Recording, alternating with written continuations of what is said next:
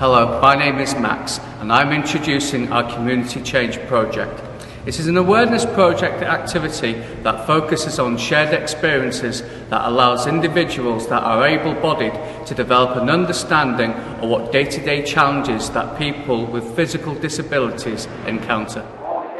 In this section, we are doing accessibility awareness, so that the participants will be doing a word search. An accessibility word search here. The key terms at the bottom are all related to different kind of accessibility issues. So you can start finding them once I give you the paper, and the person to complete the word search first will get a prize. In this section, we'll be using the walker. They'll be using a small bump in order to get on the bus to actually re-simulate how it's done and what people with disabilities have to go through.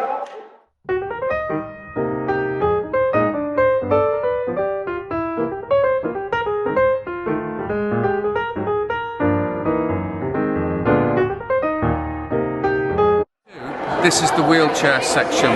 We'll be simulating how wheelchair users today get around in the modern street. So they'll be experiencing this firsthand with these wheelchairs. In between these green lines, pretend the green line is a sidewalk and you do not want to fall. I know that.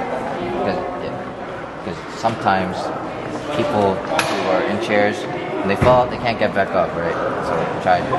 Just imagine that you guys try not to fall, basically, and then you guys get the chance to try both of them.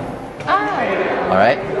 So whoever wants to go, start from the beginning.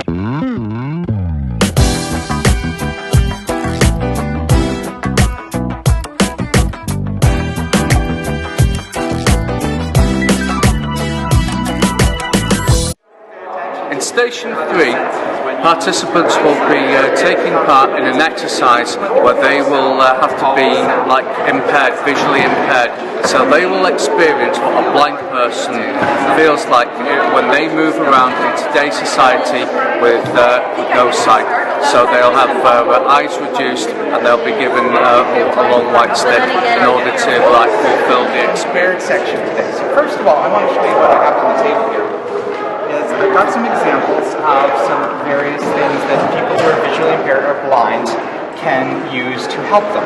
This is a ruler that has Braille on it. This is an example of the Braille alphabet. These are Braille stickers that if say you were in your cloakroom and you wanted to get your coat, if I put one of those on top of your coat hook, you as someone who's blind could go in and could find that. All right? So sunglasses, very important for someone who's visually impaired. Magnifying glass. Why might it be important for someone to wear sunglasses? It's very important because most people who are visually impaired are sensitive to light. So when I wear sunglasses, it helps me see that. So what we're going to do now is we're going to use this little cane, and we're going to use this blindfold, and we're going to have a little game. So you want to be my first victim? Okay, you put on the blindfold. Now, can you see anything? Okay, I'm going to put the cane in your hand. Now I'm going to take your hand. Which are you, left-handed or right-handed? Right-handed? Okay, take the cane in your right hand. And what you're going to do is you're going to go like this, and you're going to like this. Switch back and forth.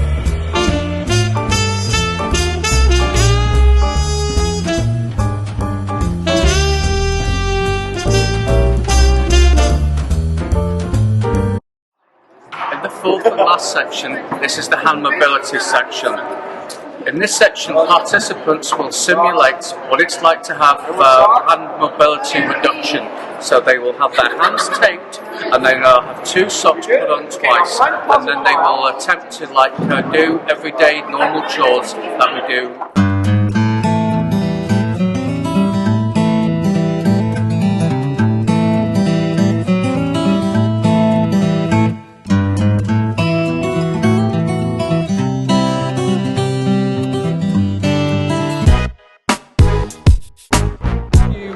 Find the whole experience?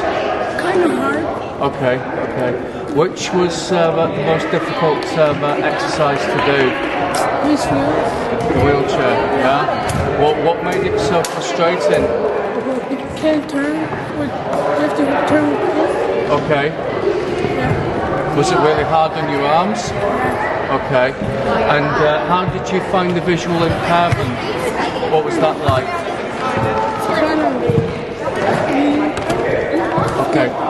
Okay, right, okay. Where you go to school, are there any sections for people with disabilities, like ramps or stairs or anything like that? Do they have anything like that at school? Yeah. Okay. And do you notice that, say with the shopping malls or sports centres, do they have that? Stations.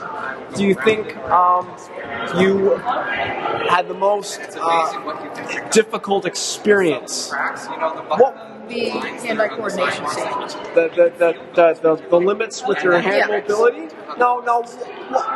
What bit of it made it so difficult in general? Just the fact that we had to solve a puzzle with our hand being taped up and just not being able to move it. We only had our thumbs to use. What day-to-day things, say if you had to do stuff around the house, would that be a problem for you? Like maybe picking up, cutting something with scissors. Cutting something with scissors? Eating. Yeah. Eating would be a little... Anything around the house. Right. Well, we're now drawing the project to a close. The two schools that have participated in this project have found it a very rich and rewarding experience, and they've come away and learned quite a lot through the experiences of the exercises which they have taken part in. So without further ado, thank you so much for watching and participating, and this is Max signing off. Thank you very much, and over to you at the classroom.